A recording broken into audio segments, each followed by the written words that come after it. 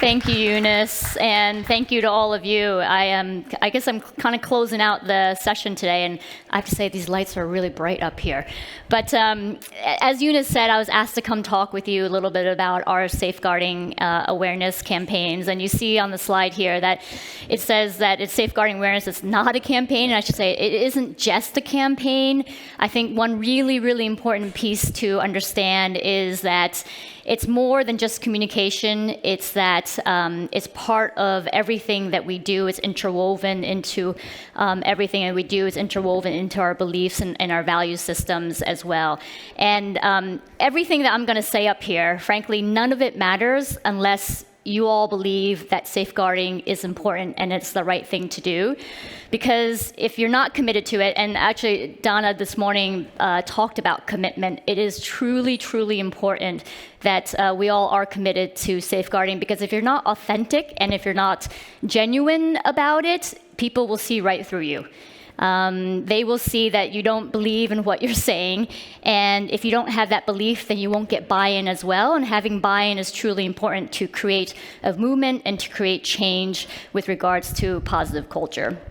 So again, it's not something that we just market and we talk about. It is something that we actually embody. It's something that we live, and it's something that we demonstrate as well through everything that we're doing. So some of you, if you had seen me present last year, you'll see a little bit of an overlap in terms of what I'm going to say. And one of the things that I did say last year is that it's really, really important to get your priorities straight. And so one of the first things that we did when I took over this role, heading up USA Gymnastics, is to make sure that we set our North Star in the direction that we really wanted to go in. And so that meant creating a new mission for us. And so you'll see our mission up here is to build a community and culture of health, safety, and excellence where athletes can thrive in sport and in life. And that really means about embodying the holistic development of the athlete. So the holistic development of the athlete is everything that we talk about. That is our North Star, and that kind of grounds us from a safeguarding perspective. And as I mentioned before, safeguarding is part of our value system. After we set the mission, we set a whole host of organizational values, and safety is our number one priority. It is our number one cultural value that we embody at the organization. And again, that kind of builds on the mission of holistic athlete development as well. And you can see some of the other values that we have up there. And as I said before, this is actually, safety is in our DNA. Safeguarding is part of everything that we do. It's interwoven into everything we do. So let me give you a few examples of that. That means at every single board meeting that we hold, safeguarding is a topic. At every single all-staff meeting that we hold internally, safeguarding is a topic. When we onboard new staff members, safeguarding happens, the education around safeguarding happens within the first week of the onboard. That's mandated. I should also say safeguarding is part of every single person's key performance metric within our organization as well. So it gives you an idea how safeguarding really truly is interwoven into everything that we do. When we talk around communications, again, safeguarding is a part of everything that we do as well. So it really is part of who we are as an organization, and how we embody it is really important as well. And so I started talking about how it's not just a campaign. It really is about everything that we do. And I understand that the U.S. tends to be seen as a country that has a lot of resources and a lot of funding to do some of the things I'm going to talk about. But my hope today is that everyone in this room and everyone who's watching on the live stream will be able to take away something from what I'm saying. Because some of the things that we do doesn't cost any money, and embodying the values and being committed to safeguarding doesn't take any money as well. So I talked about priorities at the beginning, and then what we did after we set the priorities in our mission, then we made sure that we had the policies, basically the building blocks in place to ensure that safeguarding is really, truly something that we did on a daily basis. And so you'll see some of the things listed up there in terms of some new bylaws, new safe board policy that we put out, as well as a new code of ethical conduct.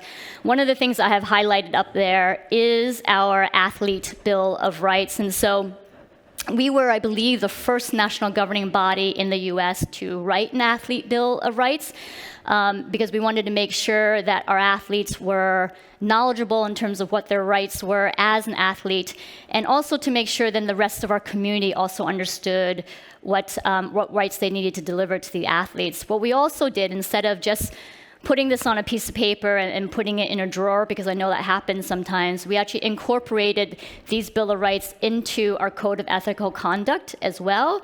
And so that gave us some teeth, per se, basically to hold our community accountable for what was written in the Athlete Bill of Rights. So we just want to make sure when you write a policy that you back up in terms of a way to hold the community accountable for the policies, because if you don't, then people won't take these policies seriously. So we want to make sure that all of us are being held accountable.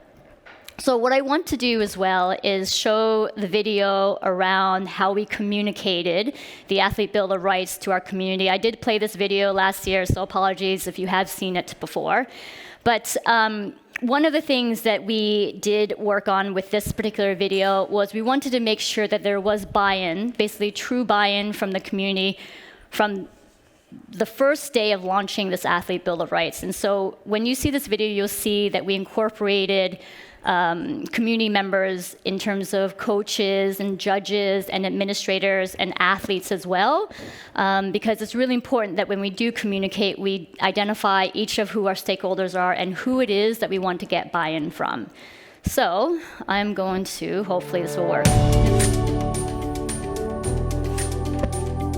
I have the right to participate. I have the right to participate. All athletes have the right to participate. Regardless of my age, regardless of my race, My ethnicity, my gender, sexual orientation, my gender identity, disability, and regardless of my religion. All athletes have the right to an equal opportunity. I have the right to equal opportunity. I have the right to strive for success. I have the right to train and compete in a safe environment. one that is free from violence, free from bullying. free from harassment or abuse in any form. Athlete health is the priority. My health is the priority. I have the right to protect my mental health, Physical and emotional health. I have the right to rest and to recover. I have the right to be treated fairly. with dignity and respect. With dignity and respect. All athletes have the right to fail without fear. I have the right to fail without fear. I have the right to knowledge, the right to be prepared, the right to be coached well. All athletes have the right to question behavior and report misconduct without fear of retaliation or punishment. I have the right to a fair process. A transparent process. And one that is free from conflicts. I have the right to speak up and speak out. To speak up and speak out. I have the right to speak up and speak out. My voice matters. My voice matters. My voice matters. My Voice Matters. So that's just a video that we put together to be able to launch the Athlete Bill of Rights. As I mentioned, you'll see all the different stakeholders being represented here because, like I said before, getting buy-in from the community is truly, truly important to be able to get some traction and momentum when you're launching things like this. And we were talking in the session just before when Mario was presenting that don't estimate the voice of the athletes. You'll see in that video, obviously, we said that their voice matters. And that is truly, truly important because they have the ability to create a movement. They have the ability to create cultural change. And that's kind of rooted in this Athlete Bill of Rights. So you heard me talk about commitment from the beginning. You saw accountability in there. You saw respect in there, responsibility, and then education as well, because Donna spoke about all those 4 elements as well this morning. And education really is key here as well. We want to make sure that our community and all the different stakeholders are being educated in the right way and being educated about all the policies we have in place and how to enact and implement those policies as well. So here is just a list of some of the educational requirements that we have. We do have a long list in terms of mandated education for our community. While I understand it takes a lot of time to have to do those things, we think it's really, really important because we want to make sure that our community is being educated at a very, very high level. So we do invest a lot in education. This is also some other educational webinars that we mandate our community to take part in.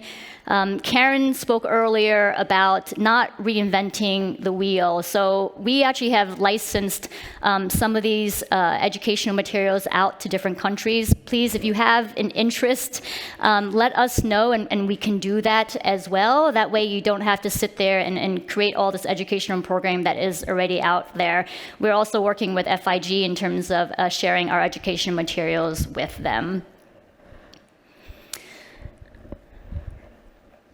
The power of partnerships. So the other piece of this is, while we have been on this journey for many years now, some of you are just starting to get on the road and the pathway of that journey, we recognize that we are not all experts in this, and that we actually need to lean on partners to help educate our community and help us implement some of the things related to safeguarding.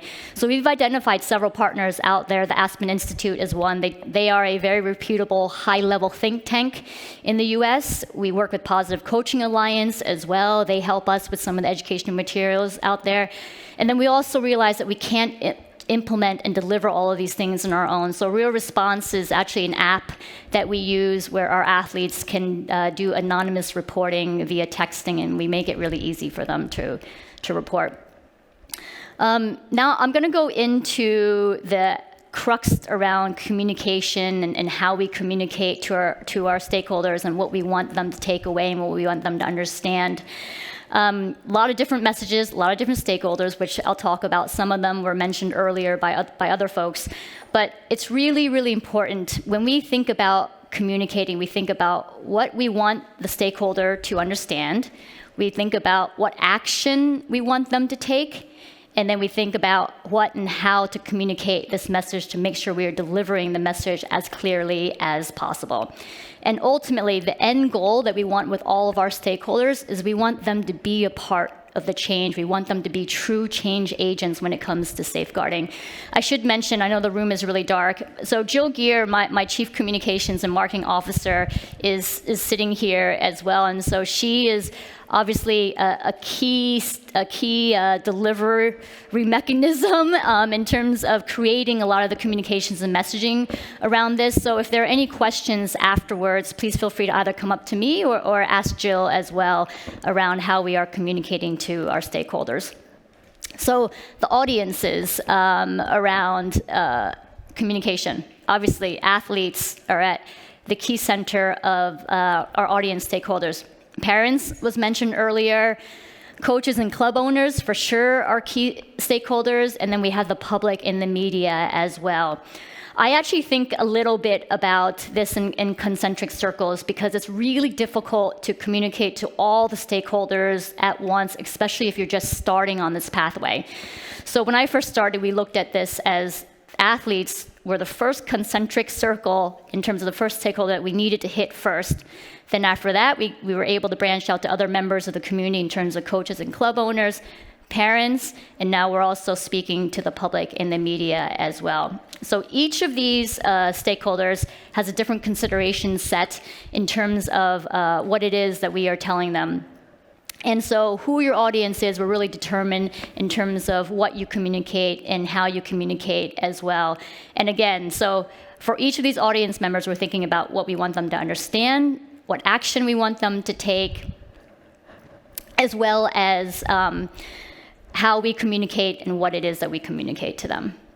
So A lot of different channels in terms of mechanism for delivery. You'll see them all listed up there in terms of from the website, press announcements, newsletters. A lot of in-person meetings we have. And when I say in-person, we're also talking about Zoom now as well, but don't underestimate the importance of direct communication in terms of whether it's one-on-one communication or meetings that are being held with athletes and coaches as well. The screenshot in terms of the image there is just an example of a newsletter that we put out. We do put out newsletters on a monthly cadence to our community members. We think that the consistent communication is really key, and I'll talk about that a little bit more as well. Talked about education. Obviously, reporting is really key, the response to safeguarding. The cultural piece is truly important as well. All of us are in this room because we believe in the power of positive cultural change. And then consistent communication. So I read a stat somewhere that basically someone has to hear something 9 times before they remember it. So please don't feel like that you are repeating yourself too much when you're communicating. We feel at many times, and Jill can correct me if I'm wrong on this, but we feel that we duplicate our messages over and over and over again. But that's because you have to in order to be able to make sure that you're getting traction, that people are really taking in what you're saying as well. So we make sure that we communicate on a consistent basis, and now our community members expect us on a monthly basis to be communicating with them because we do monthly newsletters, we do social media posts, we do other ways of communication as well, and it's come to the point where we've educated them to expect communication from us on it. So, the audiences are up there. And the next several slides, I'm just going to go through each of the different audience members and the understanding the action and the what and the how in terms of when we communicate with them. So on the athletes piece, I had mentioned before that at the beginning, they really are our most important stakeholder because at the end of the day, if they are healthy, if they are doing well, then all of us succeed in what we're doing as well. So their voice is really truly the most important voice in terms of safeguarding. And they really need to understand what their rights are. They need to understand how to advocate for themselves. And they need to ensure and understand that we as an organization are committed to their safety and wellness as well. And so we constantly educate them in terms of what actions they can take and how to access the resources. We want to make sure that resources are easily accessible to them. Continually. So in terms of actions that we want them to take, again, it's using their resources to be able to make sure that their thoughts and their perspectives are heard.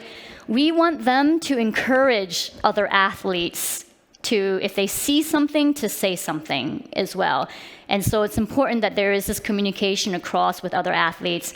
We want to make sure that they are using all the available resources that we have. And again, the identifying and reporting abuse, if it does exist, that basically that they feel comfortable doing that and they understand the resources in place to do that.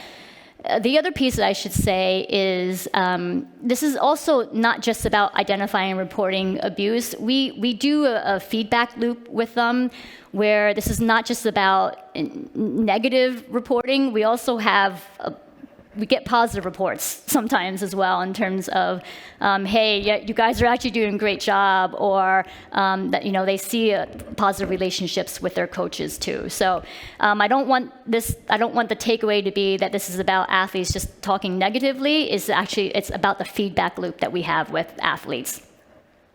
So this is actually an example of some of the feedback loops that we have is surveys that we put out to them. And so we actually survey our athletes continually, whether it's sometimes after a national team training camp, whether it's after a major event. So for example, we will send a survey after this event to our athletes. We also ask them about what resources they would like to see from us.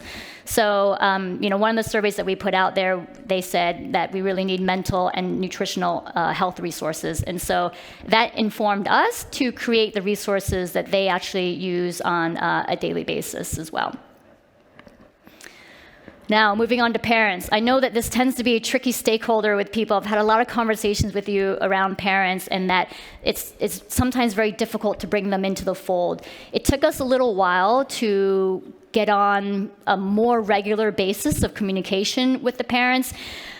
And some of you guys may be set up this way, but historically, we didn't have direct communication with parents. That actually went through our member clubs, and then we had to rely on our member clubs to communicate to the parents. We realized this was not working because, number one, things get lost in translation when you're not directly communicating to them. Also, you never know if the information gets directly to the parents or not. And so we actually skipped over the clubs to talk directly with the parents. I know this can be difficult to do. We got some, I would say, some members of the community were not happy about this, but this was an important decision that we made, and it has helped us tremendously in terms of communicating with them. So now we actually send monthly newsletters to parents, explaining to them about the resources that are in place, explaining to them how to identify certain things, also in terms of how they can communicate better with the coaches of their children. And this has been truly, truly helpful to basically kind of have that direct communication with the parents. That is, I would say, probably one key takeaway from this presentation. If there's nothing else that you take away, having that direct communication is truly key.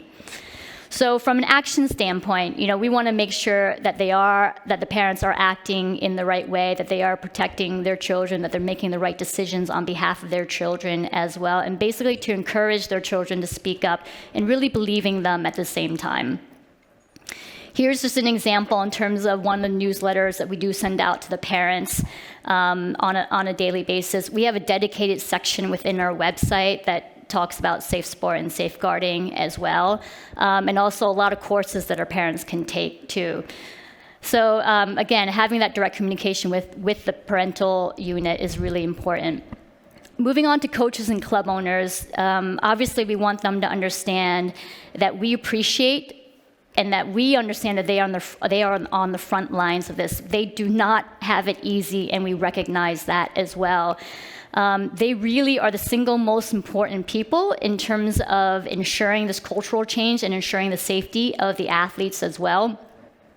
We borrow a line for those of you who are Spider-Man fans. There's a line in the movie, with great power comes great responsibility, and what we say is with great influence comes great responsibility, because the coaches and club owners are really influential factors in all of this. And so we want to make sure that they are experts in safeguarding and that they are true change agents. We also, one of the things that we do is work on educational resources on how coaches and club owners can better communicate with parents, because we know that can be tricky as well.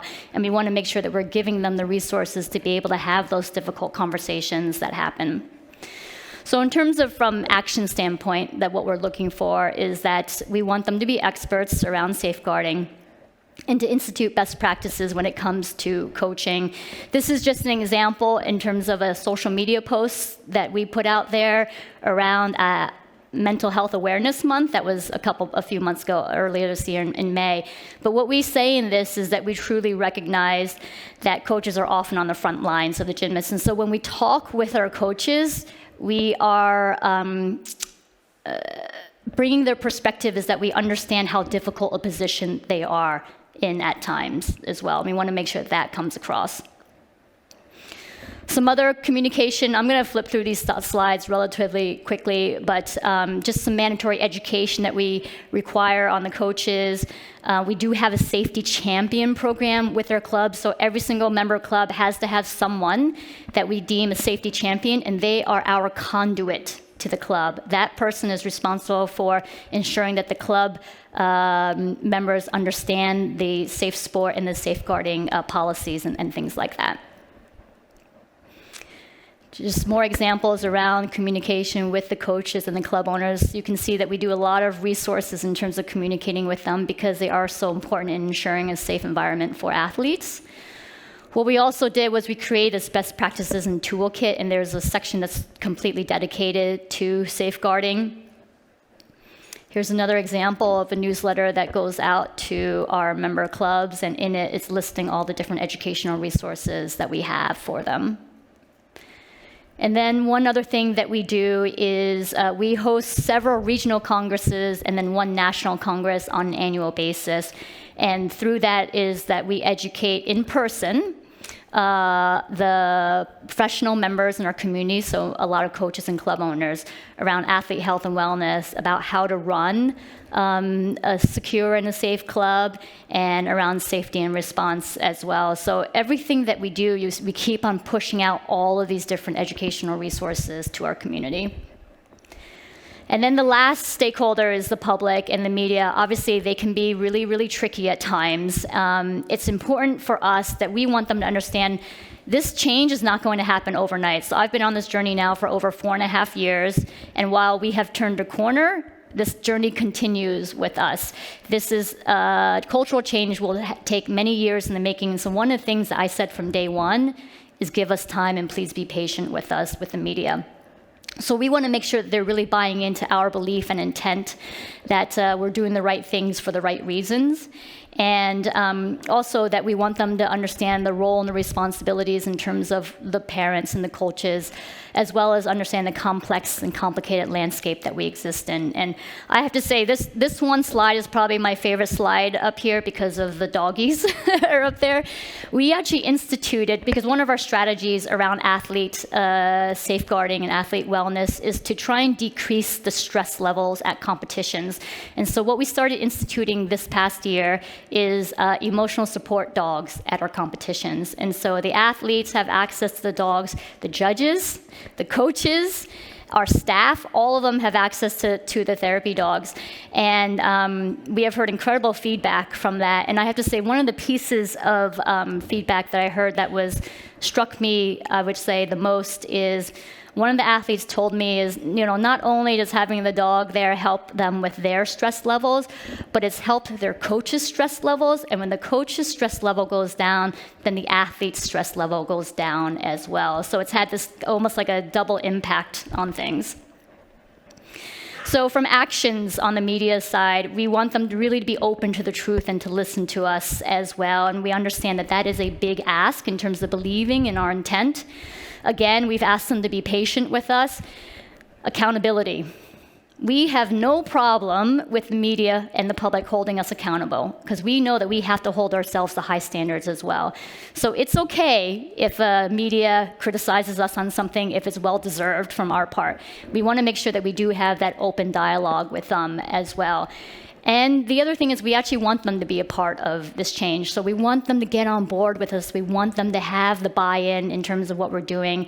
And only then, when we have all these different stakeholders on board, can we create that true traction and true momentum in terms of positive cultural change. So in terms of communicating to the public and the media, we want to make sure that we have hard and distinct data points and proof points. That really is truly the only way, I think, to get true buy-in is to show the concrete progress that you're making.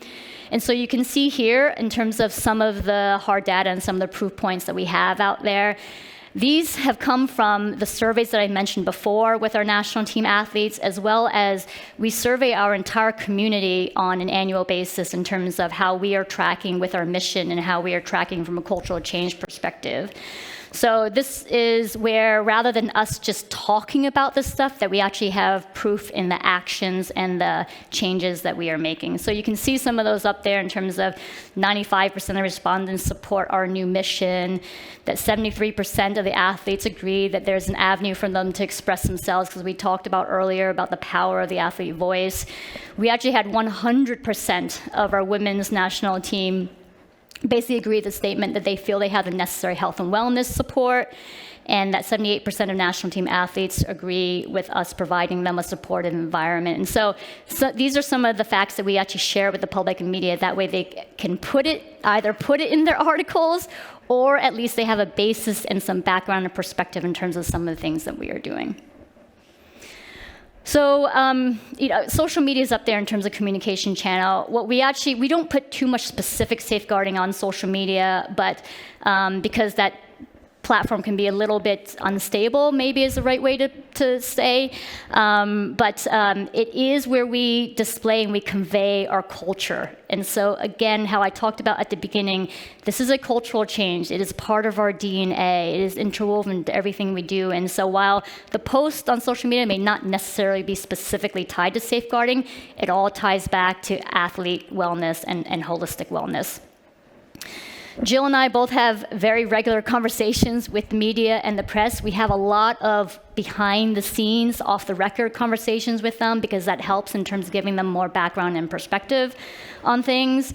Another part of our strategy around this is having third-party validation, and so you can see some of the headlines up there around media covering us as well. I think the other piece of it is around these background conversations. So when we write a press release or make an announcement on things, we don't just send that release out. Like I said before, we have these internal conversations off the record to be able to give the press and the media a lot more of a holistic understanding in terms of what we do. And while I know that can take time, it's a really important thing to do because they won't then write a one-sided article on things. But it takes time to get there too. So just in closing, some of the key takeaways from what I just talked about is belief, commitment to safeguarding. If you don't believe in what you're doing, like I said before, it's not going to be authentic. People will see right through it. It also really needs to be a part of your value system. Again, I talked about this being rooted in our mission, this being rooted in every organizational value that we have. Safety is our #1 priority in terms of the value. The establishment in terms of communication channels as well, let's just make sure that it's easily accessible on things. We want to make sure that you're reaching your audience as well. I talked about consistency. You don't have to put out a bunch of different content. It could be, frankly, the same content as long as it's coming out on a regular basis. Track your success around data and proof points as well. That will help round out in terms of getting people on board and getting believing in terms of what you're doing, that you're having some traction, and that it takes time. Please be patient in this. It is taking us many, many years to get us to where we are today. This is a journey. There is a reason why this is called our Safe Sport Journey, because it doesn't just begin, it doesn't end that easily. It is a journey that we are all on together, and we all believe, I think the reason why you're here is that we all believe this is truly the right path to take. So I know Karen said earlier about a movement. This is a movement, and once you get to start seeing some momentum, you'll see a movement, and this is truly a holistic movement in terms of not only from your organization, but overall from the sport as well on a global basis. So thank you so much for your time. Thank you so much for listening to me, and I hope some of this was helpful to all of you.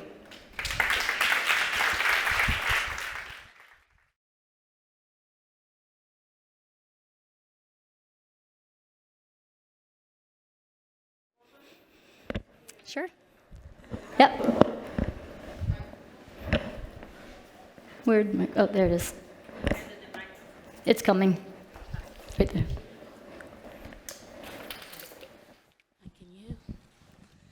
Hi, my name is Tayo Raji, and in the course of your presentation, you mentioned how you have various channels in communicating with your stakeholders. Mm-hmm. Now, my question here is, how would you describe the feedback you get from your stakeholders to yourself? Mm-hmm. So I would say it depends on the stakeholder as well. And there is, I would say certain stakeholders will have different amounts of feedback loops. So I would say right now the greatest feedback loop that we have is with our athletes and the coaches. And more so at a national and team basis, but I had mentioned about the survey that we send out to our entire community too. And so the feedback that we have gotten, I would say, one is because they are seeing the consistency, they're actually saying, okay, we understand it more, and that they do like to see the consistency. Because I don't know about you, when I get an email and then a month later that email is buried in my inbox, and so you have to have it come in again, and then it gets to the top of your inbox. And so having those reminders, we have heard, has been really, really helpful within the community.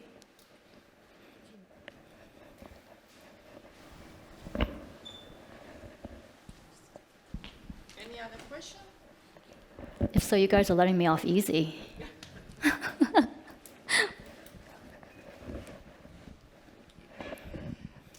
Parents. Yep. The speaking directly to parents, obviously, that's a big step. But obviously, we find that one of the most challenging groups to bring on the journey and to acknowledge change is needed sometimes. So in terms of how you've gone about doing that, I can see the newsletters, but how did you work out what messaging would make that impact? Yeah, no, that's a great question, Andrea. And so you're right. Parents are probably one of the most challenging stakeholders that we've had to work with. And so in terms of the how, one is we work with partners who have done this work already with parents. That's one thing. So for example, Positive Coaching Alliance, they have many resources that are directed just specifically for parents because we know that that's really, really important. The other piece of it that I mentioned earlier as well is the communication between the parents and the coaches. A lot of coaches aren't given the resources in terms of training as to how to communicate, to have those difficult conversations. And so, and that was feedback that we got from them directly. And so they said, hey, can you help us on this? And so we have created a program, an educational course that is directed specifically in terms of how to have those difficult conversations with parents. And that the feedback on that has actually been really, really good as well, because the other piece of it is you don't want to deliver education which is all theory, and then you read about it, but then you don't know how to actually apply it. And so what we've worked on is creating education that is applicable to the daily challenges that the coaches and other stakeholders in our community have.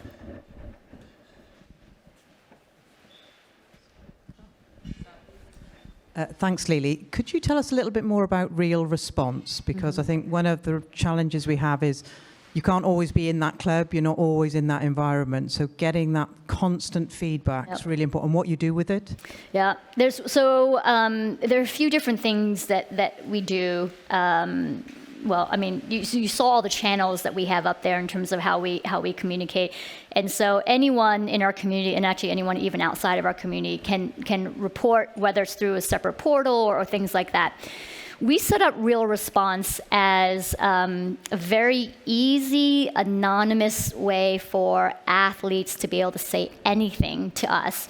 And while it was mainly kind of rooted in the safeguarding side of things, because basically it's they can text us. We have no idea where that text came from, but something will show up in our inbox, and then we open it up, and then it can say anything. We basically told our athletes, we said, you can criticize us on the food that we have at training camp, you can criticize us on the design of the leotards, or you could use this to report for safeguarding as well. And I remember actually the first message that came in, my team was like all scrambling to try and understand how to use the app. And luckily the message that came in was, hey, I think that this is great type thing. I'm just testing it out. But we have said to our athletes, use that as a channel for anything that you want to communicate to us. Because I know sometimes a lot of people want to stay anonymous when they're reporting. It's a simple thing on their phone that they can do. And I know we were the first NGB to take it on in terms of to utilize it in the U.S. Now other NGBs have started to utilize it as well, because we just want to make it as easy as possible. We want to go where they are and be where their athletes are. Can you go back to them? How do you deal with it? Yeah, there is a way to be able to go back to them as well. And so we did start using it to kind of push out messages to them. Now we have something that's called Band app as well that we use. Real Response is still there, but then also we use a Band app to push out more athlete health and wellness information too. So we're in constant communication with them. Constant. Maybe they think it's too much from us now, actually.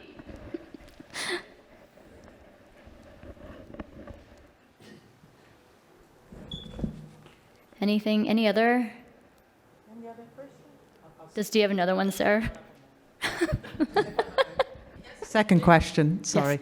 Yes. One of the challenges, I think, again, for sport per se, not just gymnastics, is lots of children do lots of sports and they have lots of safe sport campaigns or messages. Is there a consistency across the US or any direction in that way? So yes and no. And so it depends. One of the issues in the US right now is that the national governing bodies under the Olympic movement are subject to certain safety standards, given a law that was passed. There are then additional youth-serving sport organizations which are not subject to the same safety standards.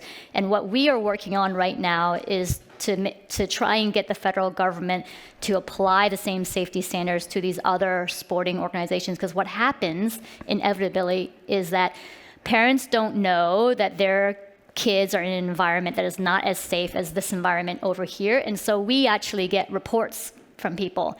And then we look into it and we say they're not within our jurisdiction. We cannot do anything about it. And so it's really, really important from NGB's standpoint that these other youth-serving sporting organizations are at the same safety standard. So if you are outside of the Olympic movement, you're not getting the same message. If you are inside the Olympic movement, in general, there is a minimum standard that has to be met as mandated by law.